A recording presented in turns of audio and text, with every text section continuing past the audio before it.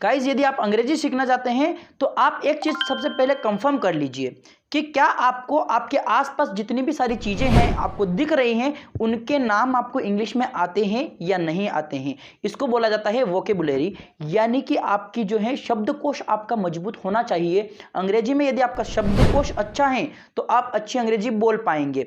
तो सबसे पहली चीज़ यही सुनिश्चित करें कि आपको आपके आसपास की चीज़ें सभी का इंग्लिश आपको आता हो।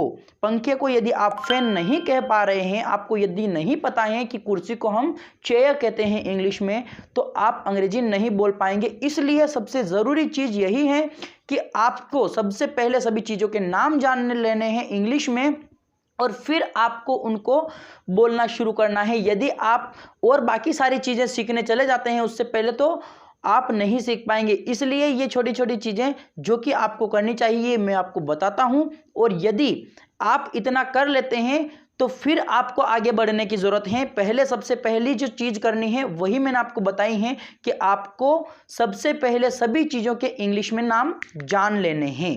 उसके बाद में आपको क्या करना होगा, मैं को क्या कहते हैं, आई कहते हैं, तुमको क्या कहते हैं, यू कहते हैं, वह के लिए क्या कहते हैं, ही कहते हैं, अगर लड़की हैं तो उसके लिए क्या कहेंगे, वह के लिए शी कहेंगे।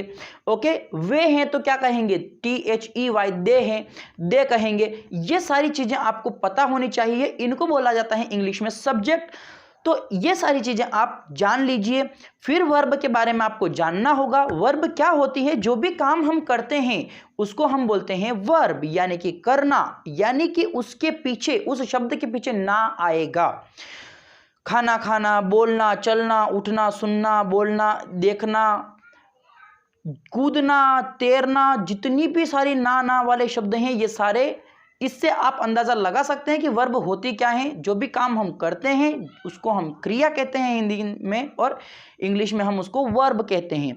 तो ये आपको सब्जेक्ट और वर्ब पता चल चुका है, इतना आपको सबसे पहले कर लेना है। और आपको वोकेब आ चुकी हैं, आपको चीज़ों के नाम आते हैं।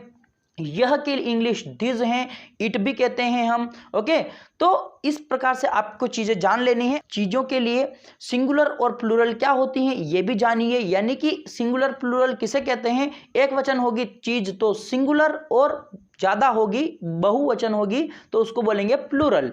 इतना ज्ञान आपको सबसे पहले यही दिया जाता है यदि आपको कोई इंग्लिश सिखा रहा है तो, और मैं भी आपको यही सिखा रहा हूँ। तो आपको यही करने की ज़रूरत है। सबसे पहले जो काम आपको करने की ज़रूरत है वो मैंने आपको बता दिया है, अब करने की बारी आपकी है।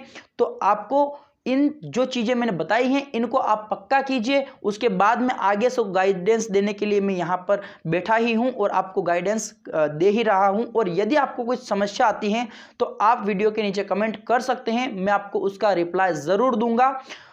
यदि आपको भी इंग्लिश सीखने में किसी भी प्रकार की कोई समस्या आ रही हो तो आप इस वीडियो के नीचे कमेंट बॉक्स में लिखिए, और मैं आपको पर्सनली उस समस्या का हल आपको बताऊंगा।